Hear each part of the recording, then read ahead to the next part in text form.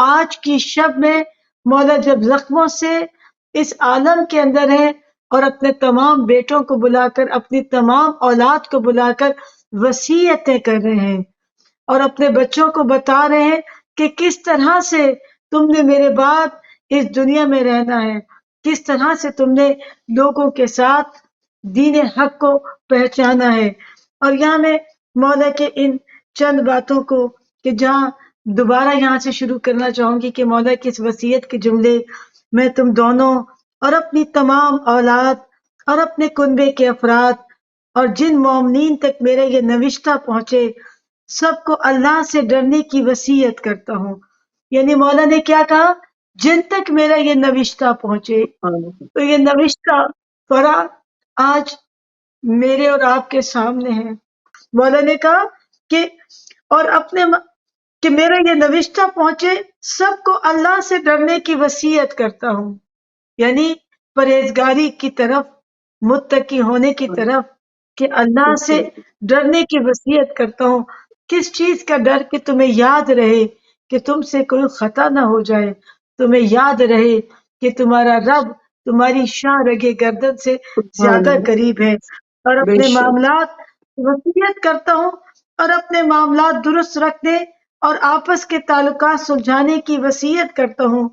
میں نے تمہارے نانا رسول خدا کو فرماتے سنا ہے کہ آپس کی کشیدگیوں کو مٹانا نماز روزے سے افضل ہے، اور باہمی انتشار ہلاک کنندہ اور دین کی جڑ کاٹنے والی چیز ہے، یعنی کہ آپس کے اختلافات کو ختم کرنا، اپنے آپ میں محبتوں کی روشوں کو پیدا کرنا، یہ مولا کی وصیت ہے۔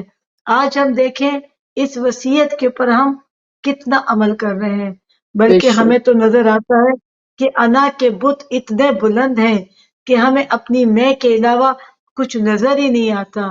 بیٹا باپ کے ساتھ ملنے کو تیار نہیں کہ اس کو یہ عظمت کا خیال نہیں، بہن بہن میں جھگڑے، بھائی بھائی میں جھگڑے، آپس میں ایک دوسرے کی شکلوں سے بیزار، یہ کس مولا کی وصیت کے اوپر عمل ہوتا ہے؟ کسی بہن کو جہاں موقع مل رہا ہے، جس کو جہاں موقع مل رہا ہے، وہ ایک دوسرے کے اوپر ان باتوں کے اوپر کہ جن کا کوئی تعلق نہیں ہوتا ان کے لیے ایسی باتیں کرتے ہیں، لڑتے ہیں، جگرتے ہیں، اور پھر ہم کہتے ہیں کہ ہم مولا کی وصیت پر عمل کریں گے۔ ہمیں سوچنا ہے اس بات کے اوپر۔ پھر مولا نے کہا اپنے رشتہ داروں پر نظر کرو اور ان سے صلہ رحمی کرو، اللہ تم پر حساب آسان کر دے گا۔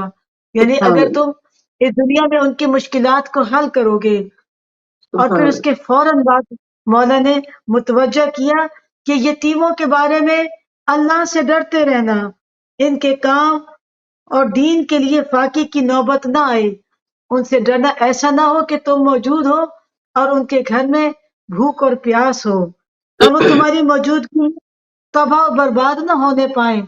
یعنی ان کی ایسی شفقت ان کے ساتھ رکھنا کہ انہیں ایسے مستحق کر دینا کہ وہ اپنے پیروں پر کھڑے ہو جائیں۔ اور اس کے بعد پھر مولا فرماتے ہیں کہ میں نے رسول پاک صلی اللہ علیہ وآلہ وسلم سے سنا کہ جو کسی یتیم کی مدد کرتا ہے اور اسے اس کے پیروں پر کھڑا کر دیتا ہے تو خدا کریم جنت کو اس کے پر واجب کر دیتا ہے، اور اگر کوئی سبحان اللہ شخص کسی یتیم کا مال ظلم سے کھا لیتا ہے تو خدا کریم اس کے اوپر جہنم کو واجب کر دیتا ہے۔ یہ مولا متقیان کی اس وصیت کا حصہ کہ جہاں رشتہ داروں کے رشتوں کو جوڑنا، ان کی مدد کرنا، یتیموں کی سرپرستی کرنا، اور پھر انہیں اتنا سرپرستی کرنا کہ وہ اپنے پیروں کے اوپر کھڑے ہو جائیں۔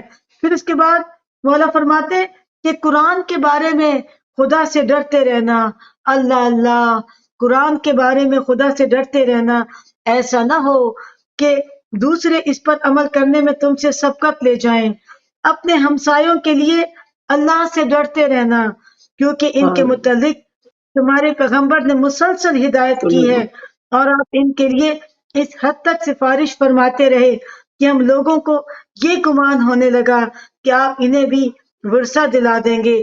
یعنی کہ رشتہ داروں کے بعد پھر دوبارہ توجہ دلائی ایک تو قرآن کی طرف کہ قرآن ایسا نہ ہو، کیونکہ جس کے لیے خود عبداللہ ابن عباس کہتے ہیں کہ مجھے اگر میری اونٹ کی رسی بھی کھو جائے جسے باندھتے تو میں اسے بھی کلام الہی میں ڈھونڈوں گا. مولا کیا کہتے ہیں کہ کہیں ایسا نہ ہو کہ کوئی غیر اس کے اوپر عمل کر لے، کہیں ایسا نہ ہو کہ تم اس کو چھوڑ دو.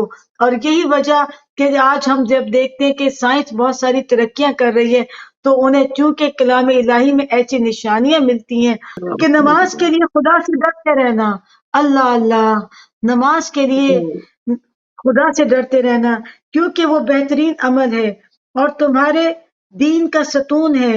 اپنے پروردگار کے گھر کے بارے اللہ سے ڈرتے رہنا کیونکہ وہ دوزخ سے بچانے والی ڈھال ہے. اور جان مال اور زبان سے اللہ کی راہ میں جہاد کرنے کو نہ بھولنا کیونکہ اللہ کی راہ میں جہاد صرف دو طرح کے انسان کر سکتے ہیں. ایک ہدایت یافتہ امام کرے گا اللہ کی راہ میں جہاد، اور دوسرا جو اطاعت اور اقتدا کرنے والا شخص کے جو اپنے امام کی اقتدا ان کی پیروی کرتا ہوگا. یعنی کہ مولانا نے بات بھی بتا دی کہ اگر تم اس وقت تک تم حق کا ساتھ نہیں دو گے کہ جب تک تم اپنے امام کی پیروی نہیں کرو گے. اس پیروی کے لیے ہمیں ضرورت ہے کہ ہمیں اپنے امام کی معرفت رکھنی چاہیے. پھر کہا اپنے نبی کی ذریت کے متعلق خدا سے ڈرتے رہنا، تمہاری موجودگی میں ان پر ظلم نہ ہونے پائے. یعنی کہ ان کی ذریت آل فاطمہ، بنی فاطمہ کہ جہاں پر وہ سید وہ کہ جو رسول پاک صلی اللہ علیہ وسلم کی دختر سے اولاد ہے، اس کے لیے مولا اپنے بیٹوں کو اور تمام اہل عالم کے مسلمانوں کو متوجہ کر رہے ہیں کہ اپنے نبی کی ذریت سے متعلق خدا سے ڈرتے رہنا، تمہاری موجودگی پر ان پر ظلم نہ ہونے پائے. اکثر لوگ جب ظلم کر رہے ہوتے ہیں تو اگر کوئی سید سادات ہے تو لوگوں کو ان کے لیے سپر بننا چاہیے کہ ان کے اندر رسول مقبول رسول پاک صلی اللہ علیہ وسلم کا خون اقدس ہے. اپنے نبی کے اس کے بعد مولا فرماتے ہیں اپنے نبی کے صاحب کے متعلق خدا سے ڈرتے رہنا جنہوں نے کوئی بدعت پیدا نہیں کی.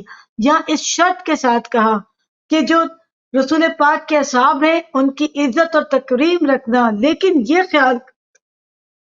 یہ خیال کر کے کہ جنہوں نے دین میں بدعت نہیں کی ہیں اور جنہوں نے دین کے ساتھ بدعتیں کی ہیں اور نئی چیزیں ڈال دی ہیں تو ان کو یعنی رسول خدا نے ایسے صاحب کے متعلق وصیت کی تھی کہ جس نے بدعت ایجاد کی یا بدعتی کو پناہ دی تو رسول خدا نے اس پر لعنت کی ہے.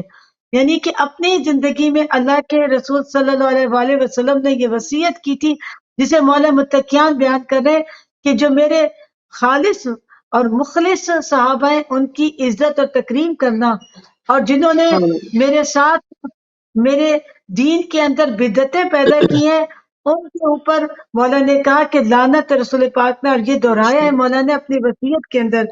پھر کہا فقراء و مساکین کے لیے اللہ سے ڈرتے رہنا، انہیں اپنے رزق روزی میں شریک کرنا، غلام اور عورتوں کے لیے اللہ سے ڈرتے رہنا کیونکہ رسول خدا کا آخری کلام یہ تھا کہ تم دو کمزوروں کا خیال رکھنا اور وہ عورتیں اور غلام ہیں. یعنی کہ جو تمہارے تصرف میں تمہارے کنیزیں ہوں، عورتیں، بیویاں، جو بھی اور تمہارے کام کرنے والے ہوں ان کے ساتھ وہ کمزور ہوں تو ان کے ساتھ رحم کے ساتھ پیش آنا. پھر کہا خدا کے متعلق کسی ملامت کرنے والے کی ملامت سے نہ ڈرنا کیونکہ جب تم خدا کے دین پر چلو گے تو تمہیں بہت جگہ کے اوپر لوگ تمہاری کوئی زیادہ حوصلہ افزائی نہیں کریں گے تو اس میں تم نہ ڈرنا. خدا تمہیں تمہاری مخالفت کا ارادہ کرنے والے اور ظلم و زیادتی کرنے والے سے محفوظ رکھے گا. تم جب پاؤ گے ایسے کہ تم دین کے راستے پر چلو گے تو اس راستے پر بہت سے تمہارے دشمن ہو جائیں گے، لیکن تم ان کی دشمنی سے ان کو کسی خاطر میں نہ لے کر آنا کیونکہ خدا تمہارا محفوظ تمہارا محافظ ہو جائے گا. اور پھر امر بالمعروف اور نہی عن المنکر کو ترک نہ کرنا. تم پر اگر تم نے امر بالمعروف اور نہی عن المنکر کو ترک نہیں کیا، امر بالمعروف کا حکم دینا، نیکی کا حکم دینا، اور اگر تم نے نیکی کے حکم کو دینا چھوڑ دیا تو تم پر بدترین لوگ حکومت حاصل کر لیں گے. تم دعائیں مانگو گے لیکن وہ دعا قبول نہ ہوگی. تمہارے لیے لازم ہے کہ ایک دوسرے سے میل ملاپ رکھو اور ایک دوسرے کی آنت کرو. پھر میل ملاپ کی بات کی مولا نے کہ سبحان اللہ، رشتوں کو جوڑ کر رکھو. کہ یہ سبحان بار اللہ، بار مولا اس بات کی طرف فوکس کرا رہے ہیں کہ اپنے قریبی رشتوں کا تقدس رکھو. ماں سبحان باپ اللہ، بہن بھائی خالہ تایا چچا، وہ تمام قریبی رشتے کے جو خدا کی طرف ہیں، اس کے بعد آپس میں جن کے ساتھ آپ کے معاملات ہیں ان کے ساتھ میل ملاپ رکھو. خبردار ایک دوسرے کی طرف پیٹھ پھیرنے اور تعلقات توڑنے اور تفرقہ بازی سے پرہیز کرنا. پھر دوبارہ کہا یعنی کہ تفرقہ توڑ دیتا ہے، کمزور کر دیتا ہے. اور آج دنیا کیا کرتی ہے؟ Divide and rule. کہ دوسری طاقتیں یہی کرتے. اور مولا کیا کہتے ہیں؟ بار بار اس کی طرف ایمفسائز کیا مولا متقین علی بن ابی طالب نے.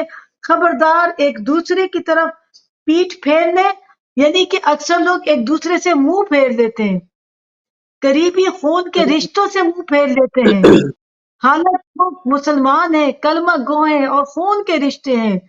یعنی کہ مولا نے ان ان تمام باتوں کو دیکھتے ہوئے اور جانتے ہوئے ہماری توجہ دلائی ہے کہ خبردار ایک دوسرے کی طرف پیٹھ پھیرنے اور تعلقات توڑنے اور تفرقہ بازی سے پرہیز کرنا. نیکی اور تقوی کے کاموں میں ایک دوسرے سے تعاون کرو اور گناہ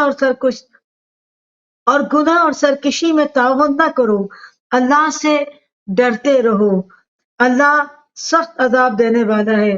اللہ تم اہل بیت کو، پھر اس کے بعد مولا کہتے ہیں اللہ تم اہل بیت کو اپنی حفظ و امان میں رکھے. میں تمہیں خدا کے حوالے کرتا ہوں اور تم پر سلام اور خدا کی رحمت ہو. مولا نے کیا کہا؟ میں تمہیں خدا کے سپرد کرتا ہوں. یعنی ہمیں اپنی اولاد کو خدا کی امان میں دیا. کتنی مولا کو ہم سے شفقت اور محبت ہے.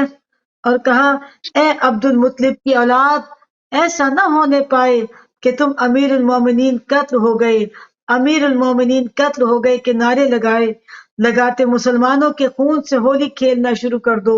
دیکھو میرے بدلے صرف میرا قاتل ہی قتل کیا جائے. جب میں اسی ضرب سے شہید ہو جاؤں تو اس ایک ضرب کے بدلے میں صرف ایک ہی ضرب لگانا اور اس شخص کے ہاتھ پاؤں نہ کاٹنا، کیونکہ میں نے رسول اللہ کو فرماتے سنا ہے خبردار کسی کے بھی ہاتھ پیر نہ کاٹو، اگرچہ وہ کاٹنے والا کتا ہی کیوں نہ ہو. کسی کے ہاتھ پیر نہ کاٹو. مولا اپنے قاتل کے لیے کہہ رہے ہیں. شاید مولا غیب کے اس وقت میں جا کر دیکھ رہے ہیں کہ مستقبل میں ایک وقت ایسا بھی ہوگا کہ جب ان کا فرزند کربلا کی سرزمین کے اوپر اس طرح سے اس کے لاشے کو پامال کیا جائے گا، اور جب کسی سے کچھ نہ بن پڑے گا ایک دنیا کے مال لینے کے لیے اس کے ہاتھ کی انگلی کو قطع کر دیا جائے گا.